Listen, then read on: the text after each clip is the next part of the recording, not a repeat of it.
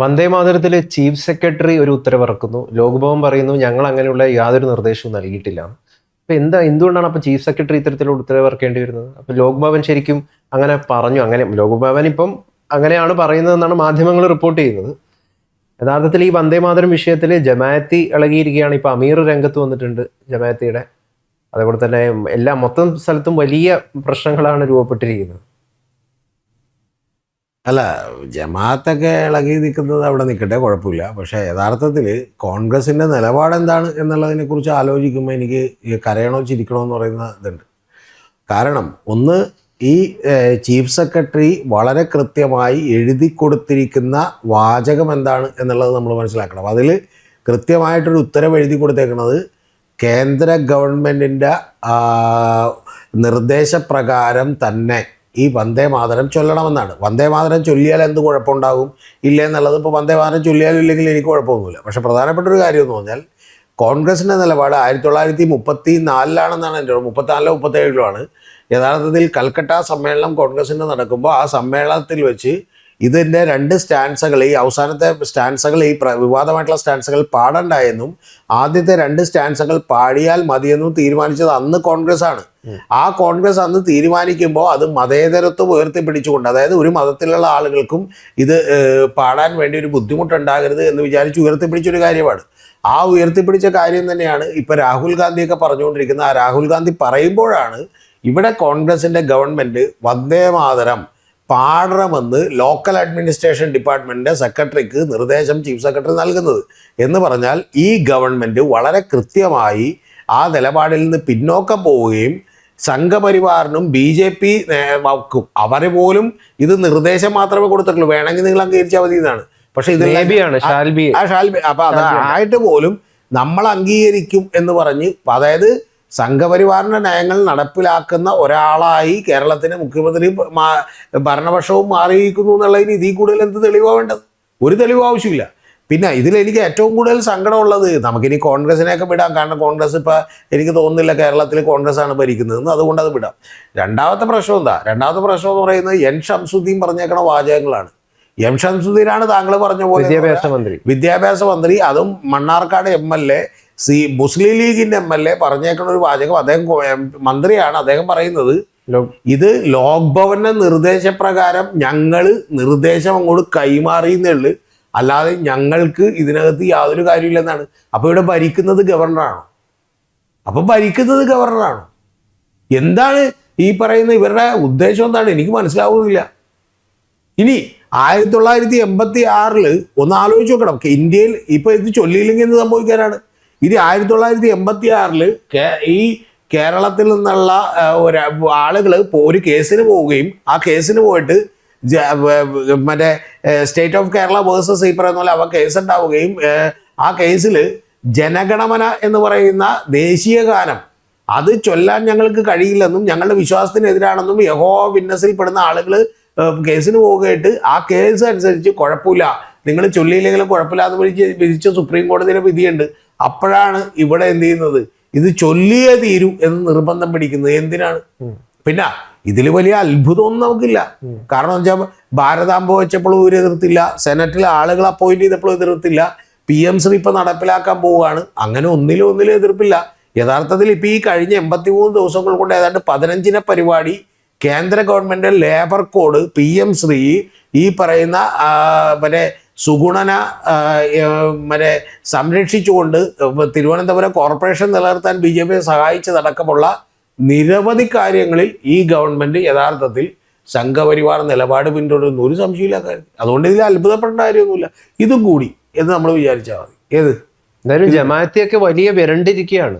ഏതാ യഥാർത്ഥത്തിൽ ജമാഅത്തൊക്കെ എന്ത് വിരളാനാണെന്ന്? ജമാഅത്തൊക്കെ വിചാരിച്ചു ഇതേതാണ്ട് മറ്റേ സതീശന് വേണ്ടി അവർ വലിയ അഹോരാത്രം പണിപ്പെട്ടു എന്നുള്ളത് നമുക്കറിയാം. ജമാഅത്തെ ഇസ്ലാമിയും അതുപോലെ മീഡിയ വണ്ണും മാധ്യമമൊക്കെ അഹോരാത്രം പണിപ്പെടുമ്പോൾ തന്നെ ഇത് എനിക്ക് ഏറ്റവും വലിയ സന്തോഷമുണ്ട് ഇത് പറയാം. അതൊന്നും പറയാതിരിക്കാൻ പറ്റില്ല. ആ സെൽഫ് പ്രൊമോഷൻ എനിക്ക് നടത്താതിരിക്കാൻ പറ്റില്ല.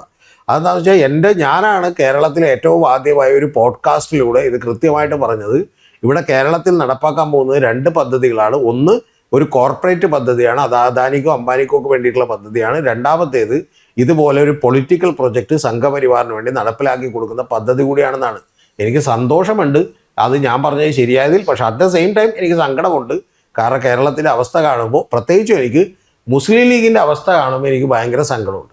കാരണം മുസ്ലിം ലീഗ് എനിക്ക് തോന്നുന്നത് മറ്റേ നമ്മുടെ കൂടത്തായി ജോളിയിൽ നിന്ന് അല്പാൽപമായി വിഷം കഴിച്ച് മരിച്ചുകൊണ്ടിരിക്കും. ഇതിലിപ്പോ രണ്ട് നിലപാട് സാർ പറയുന്നത്. വന്ദേമാതരം പാടിയാൽ എന്താണ് കുഴപ്പമെന്ന് ചോദിക്കുന്ന ആളുകളുണ്ട്. ഈ എന്താണ് പാടേണ്ട ആവശ്യമില്ലാതെ മതേതരത്വത്തിന് ഏൽക്കുന്ന വലിയ ആഘാതമാണെന്ന് പറയുന്ന സംഗതിയുണ്ട്. അല്ല അതല്ല ചോദ്യം, അതല്ല ചോദ്യം. അല്ലല്ല അതങ്ങനെ പറഞ്ഞു പോരുത്. അല്ല രണ്ട് നിലപാട് ഒരു മിനിറ്റ്.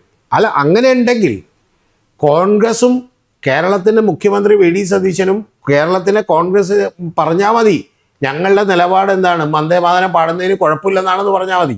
പക്ഷേ നിങ്ങളുടെ അഖിലേന്ത്യാ നിലപാടതല്ല. നിങ്ങളുടെ RSSനെതിരെയും സംഘപരിവാറിനെതിരെയും സംഘപരിവാർ ഇവിടെ യൂണിവേഴ്സിറ്റികളിൽ വൈസ് ചാൻസലർമാരെ അടക്കം വെച്ചുകൊണ്ട് സംഘപരിവാർ അജണ്ട നടപ്പാക്കാണെന്ന് പറയുന്നതും വന്ദേമാതരം പാടിക്കുന്നത് ഇതിനു വേണ്ടിയാണെന്ന് പറയുന്നതും രാഹുൽ ഗാന്ധിയാണ്. അപ്പൊ നിങ്ങൾ മാറ്റി പറഞ്ഞാൽ മതി, നമുക്ക് കുഴപ്പമില്ല. ഇപ്പൊ രവീന്ദ്രനാഥ് ടാഗോറൊക്കെ ആദ്യം ഇത് കോൺഗ്രസ് സമ്മേളനത്തിൽ പാടിയിട്ടുണ്ട്. പിന്നെ 3-4 പതിറ്റാണ്ട് വിവിധ വേദികളിൽ കോൺഗ്രസ് ആലപിച്ചിട്ടുള്ള ഒരു ഗാനമാണ് വന്ദേമാതരം എന്ന് പറയുന്നത് മുഴുവനായിട്ട്. ഈവൻ മുസ്ലിം നേതാക്കൾ പോലും ഒരു ഒബ്ജക്ഷൻ അന്നൊന്നും പല ആളുകളും പറഞ്ഞിട്ടില്ല, അവരൊക്കെ പാടിയിട്ടുണ്ട്. അപ്പോൾ നിലവിലിപ്പോൾ എന്താണ്, ആരെ പേടിച്ചിട്ടാണ് എന്നുള്ളൊരു സംഗതി ഇപ്പം സംഘപരിവാർ ഉയർത്തുന്നുണ്ട്. അതായത് ലീഗിനെയാണോ പേടി, അതല്ലെങ്കിൽ ജിന്നയായിരുന്നല്ലോ എതിർപ്പുമായിട്ട് ആദ്യം രംഗത്ത് വന്നത്. പിന്നീട് രവീന്ദ്രനാഥ് ടാഗോർ പോലും പാടി. രവീന്ദ്രനാഥ് ടാഗോർ പറഞ്ഞത് ശരിയാണ്, ഇത് മുസൽമാന്മാർക്ക് ഇത് അംഗീകരിക്കാൻ പറ്റില്ല, അതുകൊണ്ട് നമ്മളിത് മാറ്റേണ്ടതാണ് എന്ന് പറഞ്ഞിട്ട് 2 മതി എന്ന് അദ്ദേഹം പോലും വഴിപ്പെടുന്ന ഒരു സാഹചര്യം ഉണ്ടായി. ശരിക്കും അത് തന്നെയല്ലേ സ്വീകരിക്കേണ്ടത്. കാരണം ഇവിടെ ക്രിസ്ത്യാനികളും മുസൽമാന്മാരൊക്കെ ഉണ്ട്. അവർക്ക് യഥാർത്ഥത്തിൽ ബഹുദൈവ ആരാധന ഉൾക്കൊള്ളാൻ പറ്റില്ലെങ്കിൽ നമ്മൾ അതിനോടൊപ്പം തന്നെയല്ലേ നിൽക്കേണ്ടത്. അല്ല ഇത് പാടണോ വേണ്ടയോ എന്നുള്ളതൊക്കെ വേറൊരു ഡിബേറ്റാണ്. ഇപ്പം അതൊരു അക്കാഡമിക് ഡിബേറ്റാണ്. ഞാനിപ്പോൾ അതിലേക്ക് കിടക്കണമെങ്കിൽ ഈ ടോപ്പിക്കിൽ നിന്ന് മാറിയിട്ട് അതിലേക്ക് കിടക്കണം. നമ്മൾ ടോപ്പിക്ക് ഇപ്പം എന്ത്, നമ്മൾ ടോപ്പിക്ക് ഒരൊറ്റ കാര്യമുള്ളൂ. കേരളത്തിലെ ഗവൺമെൻറ്റിൻ്റെ നിലപാട് എന്താണ്, കേരള ഗവൺമെൻറ് എന്തിനാണ് ഈ നിലപാടെടുക്കുന്നത് എന്നുള്ളത് മാത്രമാണ് നമ്മുടെ ചോദ്യം. അത് കോൺഗ്രസ് നിലപാടിനെതിരാണ്, മുസ്ലിം ലീഗിൻ്റെയും നിലപാടിനെതിരാണ്. അതാണ് ആദ്യത്തെ പോയിന്റ്. അതവിടെ നിന്നോട്ടെ, ഇനി കുഴപ്പമില്ല. രണ്ടാമത്തെ കാര്യം, ഗൗതം പറഞ്ഞ പോലെ ഇത് ഏറ്റവും ആദ്യം ഇത് രചിക്കപ്പെടുകയും ഇത് ഏറ്റവും ആദ്യമേ തന്നെ ചെയ്യുകയും ചെയ്തതിന് ശേഷം ഇത് ആനന്ദപടം എന്ന് പറഞ്ഞ നോവലിൻ്റെ ഭാഗമായി വരികയും ആ നോവലിൻ്റെ ഭാഗമായി വന്നപ്പോൾ തന്നെ ചില പ്രശ്നങ്ങൾ ഉണ്ടാവുകയും, കാരണം അത് ബ്രിട്ടീഷ് അനുകൂലവും മുസ്ലിം വിരുദ്ധവുമായിട്ടുള്ള ചില കാര്യങ്ങൾ അല്ലെങ്കിൽ അത്തരത്തിലുള്ള കാര്യങ്ങളൊക്കെ അടങ്ങുന്ന നോവൽ പല കാര്യങ്ങളും അതിനകത്തുണ്ട്. ഞാനിപ്പോൾ അതിലേക്കൊന്നും പോകുന്നില്ല. അപ്പോൾ അത്തരം കാര്യങ്ങളൊക്കെ അതിനകത്ത് ഉണ്ടാവുകയും ചെയ്തതിന് ശേഷം നമ്മുടെ കാര്യം ഇത് കോൺഗ്രസും അതുപോലെ തന്നെ ഇന്ത്യ ഗവൺമെൻറ്റും ഒക്കെ തീരുമാനിക്കപ്പെട്ടൊരു കാര്യമാണ്. കാരണം ഈ സ്റ്റാൻസുകൾ ചൊല്ലേണ്ട ആവശ്യമില്ല. എന്തുകൊണ്ട്? കാരണം അതിൽ ഹിന്ദു ദൈവങ്ങളെയൊക്കെ തന്നെ ഇതിനോട് ഉപമിച്ചുകൊണ്ടുള്ള ചില ഉപമകളുണ്ട്. അപ്പോൾ ബഹുദൈവ ആരാധനകളെ പാലിക്കാത്ത മറ്റുള്ള ആളുകൾക്ക് ഇത് ചൊല്ലാൻ ബുദ്ധിമുട്ടാകും എന്ന് പറഞ്ഞാൽ അതിൻ്റെ അർത്ഥം മതേതരത്വം ഉയർത്തിപ്പിടിച്ചുകൊണ്ട് നമുക്കിത് ചൊല്ലണ്ട എന്നുള്ളത് തീരുമാനിക്കുന്നു. ഇനി നിങ്ങൾ ചൊല്ലുന്നതിന് ഇപ്പോൾ ആരെങ്കിലും ഒരാൾ ഇത് ചൊല്ലുന്നതിന് ആരെങ്കിലും എതിരാണോ? അല്ല, ഗവൺമെൻറ് ഇത് ഒഫീഷ്യലി ചൊല്ലണമെന്ന് നിർബന്ധിക്കേണ്ട ആവശ്യമില്ല എന്നാണ്. ഇപ്പം പോലും എൻ്റെ ഏറ്റവും വലിയ കാര്യം എന്ന് പറയുന്നത് കേന്ദ്ര ഗവൺമെൻറ് അങ്ങനെ നിർബന്ധിച്ചിട്ടില്ല. കേന്ദ്ര ഗവൺമെൻറ് പറഞ്ഞേക്കുന്നത് ഇതൊരു നിർദ്ദേശം മാത്രമാണ്, നിങ്ങൾക്ക് വേണമെങ്കിൽ ചൊല്ലേണ്ടതാണ്. അതിൽ പക്ഷേ ഇങ്ങനെയാണ് പറഞ്ഞിരിക്കുന്നത്, നിങ്ങൾക്ക് ഒന്നിക്കലും നിങ്ങൾക്ക് ഇത് പാടാതിരിക്കാം, നിങ്ങൾ പാടുകയാണെങ്കിൽ മുഴുവനായിട്ട് പാടാം. അല്ല ആയിക്കോട്ടെ, പക്ഷെ അങ്ങനെ ഞാൻ പറയുന്നത് ഓക്കെ, പാടണ്ട, വേണമെങ്കിൽ ഇത് ഇങ്ങനെയല്ല നിർദ്ദേശം. പക്ഷെ ഞാൻ ഇപ്പൊ തൽക്കാലത്തേക്ക്, അതായത് 2 വടി പാടുന്നത് എന്താണ്, ഈ 2 സ്റ്റാൻസ മാത്രം ഉൾപ്പെടുന്നത് ആ ഗീതത്തെ അവഹേളിക്കുന്നത് പോലെയാണ്. നിങ്ങൾക്ക് വേണമെങ്കിൽ ഒഴിവാക്കാം, എന്റെ പൊന്ന് ഗൗതം, ഞാൻ തിരിച്ചൊന്ന് ചോദിക്കട്ടെ, കേരളത്തിൽ ഒരു ചടങ്ങിൽ ഇത് 2 മറ്റേ സ്റ്റാൻസ മാത്രം ചൊല്ലിയിട്ടുണ്ടെങ്കിൽ എന്താണ്, മറ്റേ അപ്പം തന്നെ അവിടെ നിന്ന് ഇന്ത്യൻ ആർമി വന്നിട്ട് എന്ത് ചെയ്യുമോ, ഇവിടുത്തെ മുഖ്യമന്ത്രിയെയും ഗവൺമെന്റിനെ അറസ്റ്റ് ചെയ്ത് കൊണ്ടുപോകുമോ? എന്താ ചെയ്യുമെന്ന് നിങ്ങൾ ഈ പറയണത്? മുഴുവൻ പാടി എന്ത് ചെയ്യും? മുഴുവൻ പാടിയാലും കുഴപ്പമില്ല. പക്ഷെ മുഴുവൻ പാടണമെങ്കിൽ നിങ്ങൾ പറഞ്ഞാൽ മതി, നിങ്ങളുടെ നിലപാട് അതാണെന്ന് പറഞ്ഞാൽ മതി, പ്രശ്നം തീർന്ന്. ഒരു മിനിറ്റ്, ഇപ്പൊ ഇവിടെ BJP ആണ് ഭരിക്കുന്നതെങ്കിൽ BJP ചീഫ് സെക്രട്ടറി ഇങ്ങനൊരു നിർദ്ദേശം കൊടുത്ത് എന്താണ് നമ്മളാരും ചോദിക്കില്ല. കാരണം എന്താ അവരുടെ നിലപാട് അതാണ്. നിങ്ങൾ നിലപാട് മുസ്ലിം ലീഗ് ഇതിന് കട്ട എതിരാണ്, നമുക്കറിയാലോ, കോൺഗ്രസും എതിരാണ്. നിങ്ങൾ ഈ 2 പേരും കൂടി ഭരിക്കുന്ന ഗവൺമെന്റ് എന്തിനിങ്ങനൊരു നിർദ്ദേശം കൊടുത്തു എന്നാണ് നമ്മുടെ ചോദ്യം. നിർദ്ദേശം കൊടുത്തു എന്ന് ചോദിക്കുമ്പോൾ നിങ്ങൾ പറയുന്നത് ഞങ്ങൾ ഗവർണറുടെ നിർദ്ദേശം കൊടുത്തു. ഇപ്പൊ യഥാർത്ഥത്തിൽ ഉരുണ്ട് കളിക്കുകയാണ്, അത്രേ ഉള്ളത്. അതായത് ഇപ്പൊ ലോക് ഭവൻ പറയുന്നു ഞങ്ങൾ അങ്ങനെയുള്ള നിർദ്ദേശം ഒന്നും കൊടുത്തില്ല. അങ്ങനെ ഒരു നിർദ്ദേശം കൊടുക്കാണ്ട് എങ്ങനെയാണ് ചീഫ് സെക്രട്ടറിക്ക് സ്വന്തമായിട്ട് അത്തരത്തിലോട്ട് നിലപാടെടുക്കാൻ പറ്റുക? ഗൗതം, അതല്ല കാര്യം. ലോക്ഭവൻ നിർദ്ദേശം കൊടുത്താൽ പോലും അത് ചീഫ് സെക്രട്ടറി കേൾക്കേണ്ട ആവശ്യമില്ല. കാരണം ലോക്ഭവൻ ആരാണ് നിർദ്ദേശം കൊടുക്കാൻ? ഈ കേരളത്തിന്റെ ജനങ്ങളാൽ തെരഞ്ഞെടുക്കപ്പെട്ട ജനകീയ മുഖ്യമന്ത്രിയായിട്ടുള്ള VD സതീശൻ നിർദ്ദേശം കൊടുത്താൽ മാത്രമേ അത് ചീഫ് സെക്രട്ടറി കേൾക്കേണ്ടതുള്ളൂ. അതല്ലെങ്കിൽ ന്യായമായിട്ടുള്ള മറ്റു കാര്യങ്ങൾ എന്തെങ്കിലും പറഞ്ഞാൽ കേൾക്കാന്നല്ലാതെ ഗവർണർ പറയുന്നത് കേൾക്കാനോ ഗവർണർ പറയുന്നതിനനുസരിച്ച് ഒരു ഓർഡർ കൊടുക്കാനോ ഉള്ള ഒരു ബാധ്യതയും ചീഫ് സെക്രട്ടറിക്ക് ഇല്ല. ഗവർണറിന്റെ അടിമയായിട്ട് നിൽക്കേണ്ടവരല്ല സർക്കാർ ഒരു ബാധ്യതയില്ല. യഥാർത്ഥത്തിൽ ഈ ഗവർണർ പറഞ്ഞിട്ടാണ് ഇത് കൊടുത്തേക്കണെന്ന് പറഞ്ഞാൽ പോലും അത് മോശമാണ്. കാരണം നിങ്ങളുടെ രാഷ്ട്രീയ ഒരു കാര്യം കൂടി ഉണ്ടല്ലോ, VD സതീശൻ ഗവൺമെന്റ് മുഖ്യമന്ത്രിയെ സത്യപ്രതിജ്ഞ ചടങ്ങിൽ ഇത് ആലപിച്ചു. അന്ന് ആലപിച്ചപ്പോൾ VD സതീശൻ പറഞ്ഞ മറുപടി ഉണ്ട്, ഞങ്ങൾ അപ്പോഴാണ് അറിയുന്നത്. അന്ന് തന്നെ എല്ലാവരും പറഞ്ഞു ഇത് തെറ്റാണ്. കാരണം ഇത് മിനിറ്റ് ബൈ മിനിറ്റ് ഉള്ള പ്രോഗ്രാം കൃത്യമായിട്ട് നിയുക്ത മുഖ്യമന്ത്രിയുടെ അടുത്ത് കൃത്യമായി ബ്രീഫ് ചെയ്യുന്നതാണ്. അവരല്ലെങ്കിൽ അതിൻ്റെ പ്രോട്ടോകോൾ ഓഫീസറിൻ്റെ അടുത്ത് ബ്രീഫ് ചെയ്യുന്നതാണ്. അങ്ങനെ ബ്രീഫ് ചെയ്തിട്ടില്ല. പുള്ളി പറഞ്ഞു ഞങ്ങൾ ഇത് ചൊല്ലി കേട്ടപ്പോഴാണ് അറിയുന്നത്, പിന്നെ അപ്പൊ പോയി നിർത്താൻ പറ്റുമെന്ന്. ശരി, കുഴപ്പമില്ല. ശരി, ഇത് ആർക്കാണ് പ്രശ്നം എന്നുള്ളതാണ്. ശരിയാണ്, നമ്മൾ സമ്മതിക്കുന്നു. ഇത് ബഹുദൈവ ആരാധനയെ വിശ്വസിക്കാൻ പറ്റാത്തവർക്കാണ് അതൊരു പ്രശ്നമാണ്. നമ്മൾ അംഗീകരിക്കുക തന്നെയാണ് വേണ്ടത്. കാരണം ബഹുദൈവ ആരാധന ഉൾക്കൊള്ളാൻ പറ്റാത്ത കുറെ അധികം ജനസംഖ്യ ഇവിടെയുണ്ട്. അപ്പൊ അവരെ വിശ്വാസം തീർച്ചയായിട്ടും നമ്മൾ അംഗീകരിക്കേണ്ടതാണ്. അവരും കൂടി ഉൾപ്പെട്ടിരിക്കുന്നതാണ് ഈ രാജ്യം എന്ന് പറയുന്നത്. അപ്പൊ ഇത് ആർക്കാണ് പ്രശ്നം എന്ന് പറഞ്ഞു കഴിഞ്ഞാൽ ബഹുദൈവ ആരാധന ഇഷ്ടപ്പെടാത്തവർക്ക് തന്നെയാണ്. അങ്ങനെ ആരാധന ഇഷ്ടപ്പെടാതിരിക്കാനുള്ള അവകാശവും ഈ രാജ്യം നൽകുന്നുണ്ട്. അല്ല, തെറ്റാണത്. അത് അങ്ങനെയുള്ളവർക്ക് മാത്രമല്ല പ്രശ്നം, എനിക്കൊക്കെ പ്രശ്നമുണ്ട്. ഞാൻ ഇത് ബഹുദൈവ ആരാധന നിരീശ്വരവാദിയാണ് പറഞ്ഞോട്ടെ. ഞാൻ ബഹുദൈവ ആരാധനയെ അംഗീകരിക്കുന്ന ആളുകളാണ് എന്ന് തന്നെ വിചാരിക്കും. പക്ഷെ എൻ്റെ ചോദ്യം വളരെ ലളിതമാണ്. 1934 37 കോൺഗ്രസ് കൂടി തീരുമാനമെടുക്കുകയും 1947 ശേഷം 2026 വരെ ഇത് ചൊല്ലാതിരിക്കുകയും ചെയ്തത് കൊണ്ട് ഈ രാജ്യത്ത് ഒരു കുഴപ്പവും ഉണ്ടായില്ല, ഒരു ദേശഭക്തിക്ക് ഒരു കുറവും ഉണ്ടായില്ല എന്ന് വിചാരിക്കുന്ന ഒരാളാണ് ഞാൻ. അങ്ങനെയുള്ളപ്പോൾ നിങ്ങൾ എന്തിനാണ് ഇത്തരം ചില കാര്യങ്ങൾ നിർബന്ധമായും ആചരിക്കണം എന്ന് പറഞ്ഞുകൊണ്ട് വരുന്നത്?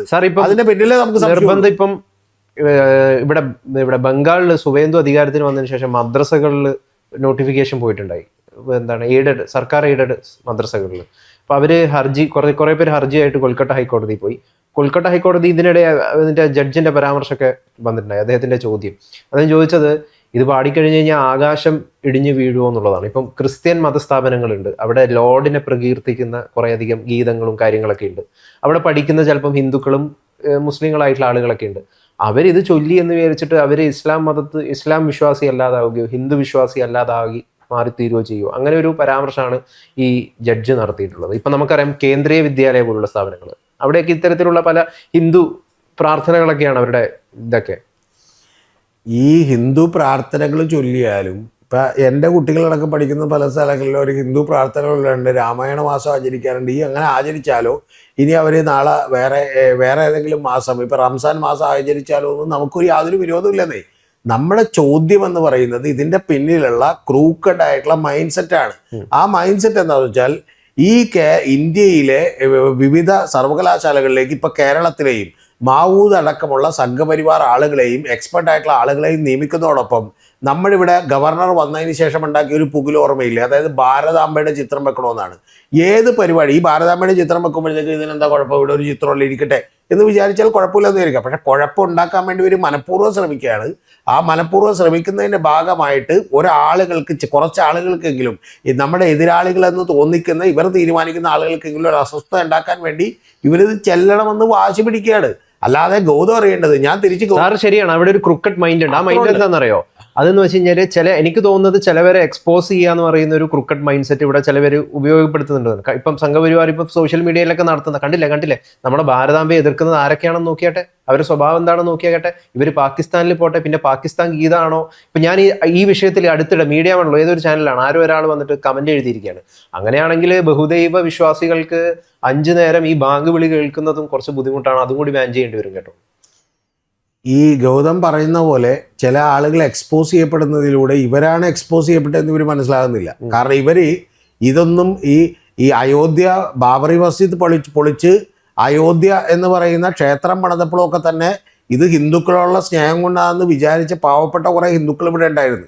ആ ഹിന്ദുക്കൾക്ക് പോലും ഇപ്പോൾ മനസ്സിലായി അവിടെ നിന്ന് 1500 കോടി രൂപ BHPയുടെ ആളുകൾ അടിച്ചു മാറ്റുകയും പൂജാരി അടക്കം അവിടെ നിന്ന് സ്വർണം വാരിക്കൊണ്ട് ഓടുകയും ചെയ്തപ്പോൾ ഇവർക്കൊന്നും ദൈവമില്ല എന്ന് പറയുന്ന 100% വിശ്വാസമുള്ള ആളുകൾ യുവന്മാർ കള്ളന്മാരാണ് എന്നുള്ളത് ആളുകൾക്ക് മനസ്സിലായി. അതുകൊണ്ട് ആളുകൾക്ക് ഇപ്പോൾ സംശയമൊന്നുമില്ല. ഒന്ന്. ഇനി രണ്ടാമത്തെ കാര്യം, ഈ CJPയുടെ ഒരു പ്രൊട്ടസ്റ്റ് നടന്നപ്പോൾ ആദ്യം ഇവർ രാജ്യദ്രോഹികളാണെന്നും അതിനുശേഷം ഇവർ പാകിസ്ഥാനിൽ നിന്നാണ് ഇവരുടെ ഫോളോവേഴ്സ് എന്നും ഇവർ ഈ പറയുന്ന പോലെ ജോർജ് സോറോസിന്റെ ഫണ്ട് ഉപയോഗിച്ച് മേടിക്കുന്നവരാണെന്നും ഏറ്റവും ഒടുവിൽ നമ്മുടെ കേരളത്തിൽ തന്നെയുള്ള ഒരു ഡിമാല് ഗുണ്ടൻ, ആ ഡിമാല് ഗുണ്ടൻ പറഞ്ഞത് പുള്ളിയാണ് പറയുന്നത് മതനിരപേക്ഷ ജനാധിപത്യ ഡിമാല് ഗുണ്ടന്മാർക്ക് എന്ത് കുഴപ്പമില്ലെന്ന്, അതായത് ബലാത്സംഗം ചെയ്യപ്പെടുന്നത് ഇഷ്ടമാണെന്നും ചെയ്യപ്പെട്ടിട്ടുണ്ടെങ്കിൽ അവർക്ക് പരാതി ഉണ്ടാവില്ലെന്നും ആ പരാതി ഉണ്ടാകാത്ത ആളുകൾ യഥാർത്ഥത്തിൽ ആരെങ്കിലും മരിച്ചു പോയാൽ, ഒന്ന് ആലോചിച്ച് നോക്കണം, മരിച്ചു പോയാൽ അവരെ രക്തസാക്ഷികളാക്കുമെന്ന്, ബലാത്സംഗം ചെയ്യപ്പെട്ട ആളുകൾ രക്തസാക്ഷികളാകുമെന്നും പറഞ്ഞ ആളുകളുണ്ട്. യഥാർത്ഥത്തിൽ ഇപ്പൊ കഴിഞ്ഞ ദിവസം RSSന്റെ സർസംഘചാലകനെ ഒന്ന് പറയേണ്ടി വന്നല്ലോ, അവർ രാജ്യദ്രോഹികളല്ല, അവരുയർത്തിയത് ന്യായമായ ആവശ്യമാണ് എന്ന് പറഞ്ഞാൽ ഈ പഴയ വീഞ്ഞ് പുതിയ കുപ്പിയിലാക്കി കൊണ്ടുവന്ന് ഈ തന്ത്രം ഇന്ത്യയിൽ അധികം വിജയിക്കാൻ. സാറ് തുടക്കത്തിൽ നമ്മൾ സ്റ്റാർട്ട് ചെയ്യുമ്പോൾ സാറ് പറഞ്ഞൊരു നിലപാടുണ്ട്, അതായത് പാടിയാരും പാടിയിട്ടില്ലെങ്കിലും എനിക്ക് കുഴപ്പമില്ല. ഇപ്പം BRM ഷഫീറിനെ പോലുള്ള കോൺഗ്രസ് നേതാവുകൾ ഉയർത്തുന്ന അവർ ഇതിനൊപ്പം നിൽക്കുകയാണ്. അദ്ദേഹം പറയുന്നത് വെച്ച് കഴിഞ്ഞാൽ പണ്ട് കാലത്ത് രവീന്ദ്രനാഥ് ടാഗോർ പാടിയിട്ടുണ്ട്, കോൺഗ്രസിന്റെ പല വേദികളിലും പാടിയിട്ടുണ്ട്. അപ്പൊ ഈ വന്ദേ മാതരം അല്ലെങ്കിൽ ഭാരത് മാതാ കി ജയ് ഇത് BJPയുടെ മാത്രം തറവാട് സ്വത്തൊന്നുമല്ല. ദേശീയ പ്രസ്ഥാനത്തിന് കോൺഗ്രസ് ആയിരുന്നു പ്രധാന മുഖമുദ്ര, അല്ലെങ്കിൽ നമ്മളുടെ ഒരു സ്വാതന്ത്ര്യ സമരത്തിന്റെ ഒരു മുഖമുദ്രയായിരുന്നു വന്ദേ മാതരം. അപ്പം പിന്നീട് അത് എതിർക്കപ്പെടുന്നത് എപ്പോഴാണ്? ലീഗും മുഹമ്മദ് അലി ജില്ലയൊക്കെ അവരുടേതായ ഒരു പ്രത്യയശാസ്ത്രത്തിന്റെ പുറത്താണ് എതിർക്കുന്നത്. അങ്ങനെയാണ് അത് തെറ്റാണ്. BRM ഷഫീറൊക്കെ കഥാപ്രസംഗം നടത്താൻ വേണ്ടി മാത്രം ബുക്ക് മേടിച്ച് വായിച്ച അറിവേ ഉള്ളൂ. അത് തെറ്റാണത്. ഞാൻ ചോദിക്കട്ടെ താങ്കളോട്, ലീഗ് എതിർത്തതുകൊണ്ടാണോ കൽക്കട്ടയിലെ കോൺഗ്രസ് സമ്മേളനത്തിൽ വെച്ച് നമുക്ക് ഇത്രയും മതി എന്ന് തീരുമാനിക്കുന്നത്? അല്ല. ഇപ്പൊ എത്തീസ്റ്റ് ആയിട്ടുള്ള നെഹ്റു അടക്കമുള്ള ആളുകൾ യഥാർത്ഥത്തിൽ ഇവർ പറയുന്നതിൽ ഒരു കാര്യമുണ്ട്. ആ കാര്യം നമ്മൾ എന്ത് ചെയ്യേണ്ട, അവരുടെ പുറത്ത് അടിച്ചേൽപ്പിക്കേണ്ട, നിർബന്ധിക്കേണ്ട എന്ന് വിചാരിച്ചുകൊണ്ട് മാത്രമാണ്. മനസ്സിലായോ? അങ്ങനെ അടിച്ചേൽപ്പിക്കേണ്ട, നിർബന്ധിക്കേണ്ട എന്ന് വിചാരിച്ചുള്ള ഒരു സഹിഷ്ണുതയുള്ള ഒരു തീരുമാനം എടുത്താൽ പോരെ. പക്ഷെ ഇവിടെ BJPക്ക് ഇപ്പൊ ഇത് പാടിയിട്ട് എന്തെങ്കിലും കിട്ടുമോ എന്ന് ചോദിച്ചാൽ ഒന്നും സാധനവും കിട്ടാൻ പോകുള്ളൂ, ഒരൊറ്റ കാര്യവും കിട്ടാൻ പോകുള്ളൂ. അവർ ഇന്ത്യക്കെതിരാണ്, അവർ ദേശഭക്തിഗാനം പാടാത്തവരാണ് എന്ന് ചൂണ്ടിക്കാണിച്ചുകൊണ്ട് ആളുകളെ പറയണം. സാറേ, ഞാനൊരു കൃത്യം മനസ്സിലായി സാറേ. നമ്മൾ ഇനിയിപ്പോൾ ഞാനൊരു അവസാനം നിർത്തുമ്പോൾ ഒരു സാധനം പറയാം. ഇതിനെ നമുക്ക് ഈ വന്ദേ മാതരത്തിനെ ഈ മതപരമായിട്ടുള്ള ഒരു വിഷയം മാത്രമായിട്ട് കാണേണ്ട ആവശ്യമുണ്ടോ? ഒരിക്കലും ഇത് മതപരമായ വിഷയമല്ല. ഈ വിഷയം എന്ന് പറയുന്നത് അധികാരത്തിലേറാനുള്ള കുറുക്കുവഴിയുടെ വിഷയം മാത്രമാണ്. പക്ഷേ ഈ വിഷയങ്ങൾ യഥാർത്ഥത്തിൽ ഇവർക്ക് ദേശഭക്തി ഉണ്ടോ എന്നുള്ളതും ഇവർക്ക് ജയ് ശ്രീരാം വിളികളും അതുപോലെ ഹിന്ദുവിനെ ആരാധന ഉണ്ടെന്നുള്ളതും അതുപോലെ തന്നെ ഇവരുടെ കയ്യിൽ വളരെ എഫിഷ്യൻ്റ് ആയിട്ടുള്ള ഒരു ഭരണാധികാരികളാണെന്നുള്ള ഈ 3 കാര്യവും CJP സമരത്തോടുകൂടി പൊളിഞ്ഞു വീഴുകയും ഇവരുടെ തന്ത്രങ്ങൾ ഫലിക്കാതാവുകയും ചെയ്തതുകൊണ്ട് ഇവരിപ്പോഴും ഈ മണ്ടൻ കാര്യങ്ങൾ ശ്രമിച്ചുകൊണ്ടിരിക്കുന്നു എന്ന് മാത്രമേ ഉള്ളൂ. ഇതൊന്നും ഇന്ത്യ പോലൊരു രാജ്യത്ത് വിജയിക്കാൻ പോകുന്നില്ല. വരാനിരിക്കുന്നത് ഒരു എക്കണോമിക് റിസഷനാണ്. ആ റിസഷനിൽ യഥാർത്ഥത്തിൽ തൊഴിലില്ലായ്മയുടെ പെരുകാൻ പോവുകയാണ്. ഇപ്പോൾ വീണ്ടും അമേരിക്കയുടെ ബാൻ വരുന്നുണ്ട്. ഇത്തരത്തിലുള്ള നിരവധി പ്രശ്നങ്ങളെ കൃത്യമായി അഡ്രസ്സ് ചെയ്യാതെ ഇത്തരത്തിൽ നിങ്ങളുടെ വൈകാരികമായിട്ടുള്ള കാര്യങ്ങളെ തൊട്ടുണർത്തിക്കൊണ്ട് ഏതെങ്കിലും ഒരു എതിരാളികളെ സൃഷ്ടിച്ചുകൊണ്ട് നിങ്ങൾക്ക് ജയിക്കാമെന്ന് ഇനിയും നിങ്ങൾ വിചാരിക്കുന്നുണ്ടെങ്കിൽ CJPയുടെ സമരത്തിൽ നിങ്ങൾ ഒന്നും പഠിച്ചില്ല. ഈ വന്ദേ മാതരം മുഴുവൻ പാടി അങ്ങനെ ഒരു പ്രോട്ടോകോൾ പുറത്തിറക്കി കഴിഞ്ഞു കഴിഞ്ഞാൽ എതിരാളികൾ എന്തുകൊണ്ടാണ് ഉണ്ടാവുന്നത്? എതിരാളികൾ ഉണ്ടാവുന്നത് എന്തുകൊണ്ടാണ്? ഇത്രയും കാലം അത് എന്തുകൊണ്ടാണോ പാടാതിരുന്നത്? നമ്മുടെ മതേതരത്വവും ഒരു നാനാത്വത്തിൽ ഏകത്വവും നിലനിർത്താൻ വേണ്ടി കുറച്ച് പേർക്ക് ബുദ്ധിമുട്ടാവുമെങ്കിൽ ആ 2 സ്റ്റാൻസ് അങ്ങോട്ട് ഒഴിവാക്കിയെന്ന് വെച്ചാൽ ഒഴിവാക്കിയത് കൊണ്ട് എന്താ പ്രശ്നമുള്ളത്? താങ്കൾ എപ്പോഴും ചോദിച്ചുകൊണ്ടിരിക്കുന്ന പാടിയാൽ എന്താ കുഴപ്പം, പാടിയില്ലെങ്കിൽ എന്താ കുഴപ്പം, പാടിയില്ലെങ്കിൽ എന്താ കുഴപ്പം? വന്ദേ മാതരത്തിന് 2 സ്റ്റാൻസ് പാടിയില്ലെങ്കിൽ ദേശഭക്തി കുറയുമോ? ഇന്ത്യ രാജ്യത്തോടുള്ള സ്നേഹം കുറയുമോ? അപ്പൊ അങ്ങനെയാണെങ്കിൽ കഴിഞ്ഞ ഇത്രയും കൊല്ലമായിട്ട് 47 മുതൽ പോട്ടെ 30 മുതൽ ഈ പറയുന്ന പോലെ 2026 വരെ കുറഞ്ഞു പോയി. അതായത് ഞാൻ ഇതിൽ പറഞ്ഞത് തന്നെയാണ് കൃത്യമായിട്ട് സാറ് പറയുന്നത്. അതായത് ഈ രാജ്യത്തെ ഒരു പറ്റം ജനങ്ങൾക്ക് അവരുടെ വിശ്വാസത്തിന് ഉൾക്കൊള്ളാൻ പറ്റാത്ത വരികൾ, ഇപ്പം ദുർഗ, ലക്ഷ്മി, സരസ്വതി പോലുള്ള വരികൾ വന്ദേ മാതരത്തിലുണ്ട്. അത് നമ്മൾ അംഗീകരിച്ചു കൊടുക്കുക. അതാണ് നമ്മുടെ ഒരു ബഹുസ്വരത എന്ന് പറയുന്നത്. നമ്മളൊരു ജനാധിപത്യ സമൂഹമാണ്, മതേതരത്വ സമൂഹമാണ്. അത് തന്നെയാണ് ഒരു പോയിന്റ് കൂടി പറഞ്ഞോട്ടെ. താങ്കൾ നേരത്തെ കൽക്കട്ട ഹൈക്കോടതിയുടെ വിധി പറഞ്ഞു. ആ വിധിയിൽ കൃത്യമായിട്ട് എഴുതിയിട്ടുണ്ട്, ഞാനത് വായിച്ചതാണ്. അതായത് അവരുടെ ഒരു പരാമർശമാണ്, വിധിയല്ല. ആ പരാമർശത്തിൽ പറഞ്ഞിട്ടുണ്ട് എന്താണ്, സ്വർഗം താഴേക്ക് വീഴുമോ എന്നൊക്കെയാണ് കോടതി ചോദിച്ചിട്ടുള്ളത്. ഈ കോടതികൾക്ക് ഈ മാറി വരുന്ന സ്വഭാവമുണ്ട്. ആ സ്വഭാവത്തെ കഴിഞ്ഞ CJPയുടെ പ്രൊട്ടസ്റ്റ് കൊണ്ട് കോടതി പോലും മാറിയതാണ്. അതായത് ഇതൊന്നും ഈ കുട്ടികളെ തല്ലുന്നൊന്നും കാണാൻ ഞങ്ങൾക്ക് സമയമില്ല എന്ന് പറഞ്ഞാൽ സുപ്രീം കോടതി തന്നെ പിന്നെ ഇവരോടുള്ള സമീപനം മാറ്റേണ്ട അവസ്ഥയിലേക്ക് എത്തിക്കുകയും ചെയ്തതാണ്. ഇത് ഞാൻ പറയാൻ കാരണം ഈ കഴിഞ്ഞ ദിവസങ്ങളിൽ മഹുവ മൊയ്ത്ര ഒരു കേസുമായിട്ട് കോടതിയിലേക്ക് പോവുകയും കോടതിയിൽ എനിക്ക് പോലീസ് സ്റ്റേഷനിൽ ഹാജരാകാനായിട്ട് എനിക്ക് മറ്റേ വീഡിയോ കോൺഫറൻസിങ് വഴി ഹാജരാകാൻ അനുവദിക്കണമെന്ന് പറഞ്ഞുകൊണ്ട് ഒരു MP പോകുന്നു. MP പോകുമ്പോൾ എന്ത് സംഭവിക്കുമെന്ന് വെച്ചാൽ എന്നെ ചിലപ്പോൾ ആക്രമിക്കും, ചിലപ്പോൾ ചീമുട്ട എറിയും എന്നൊക്കെ പറഞ്ഞപ്പോൾ ഒരു മുട്ടയേറിനെ നിങ്ങൾ പേടിക്കുന്നു എന്നാണ് ഈ കീഴെയുള്ള കോടതി ചോദിച്ചത്. യഥാർത്ഥത്തിൽ മുട്ടയേറിനെ പേടിക്കുക എന്നുള്ളതല്ല, ഒരു MP പോലും സുരക്ഷിതമായി നടക്കാൻ കഴിയാത്ത രീതിയിൽ ഒരു രാജ്യം മാറുന്നുണ്ടെങ്കിൽ അത് അപകടമാണ് എന്ന് തിരിച്ചറിയാനായിട്ട് പറയുന്നത് വന്ദേ മാതരം മുഴുവനായിട്ട് പാടുന്നതിനെ പേടിക്കേണ്ടതുണ്ട്. പേടിക്കേണ്ടതുണ്ടെന്നല്ല, വന്ദേ മാതരം മുഴുവനായിട്ട് പാടണ്ട എന്ന് ഇതിനു മുമ്പുള്ള ഭരണാധികാരികൾ തീരുമാനിച്ചത് എന്താണെന്നും ഇപ്പോഴും BJP ഗവൺമെന്റ് പോലും അത് മുഴുവനായും പാടണമെന്ന് നിർബന്ധമായും പറയാത്തത് എന്തുകൊണ്ടാണെന്നും കോടതി മനസ്സിലാക്കുകയും ഇത്തരത്തിലുള്ള വില കുറഞ്ഞ പരാമർശങ്ങൾ നടത്താതിരിക്കുകയും വേണം എന്നുള്ളതാണ് ഈ ഇന്ത്യയുടെ നിലനിൽപ്പിന് ഏറ്റവും അനിവാര്യമായിട്ടുള്ളത് എന്ന് മനസ്സിലാക്കും. എന്തായാലും ഇത് തന്നെയാണ് ഒരു ഹെൽത്തി ആയിട്ടുള്ള ഒരു സംഗതിക്ക് വന്ദേമാതരം പാടേണ്ടവർക്ക് മുഴുവനായിട്ട് പാടാനും പാടേണ്ടാത്തവർക്ക് പാടാതെ അവിടെ ഇരിക്കാനുമുള്ള സ്വാതന്ത്ര്യം ഈ നാട്ടിൽ ഉണ്ടാവണം.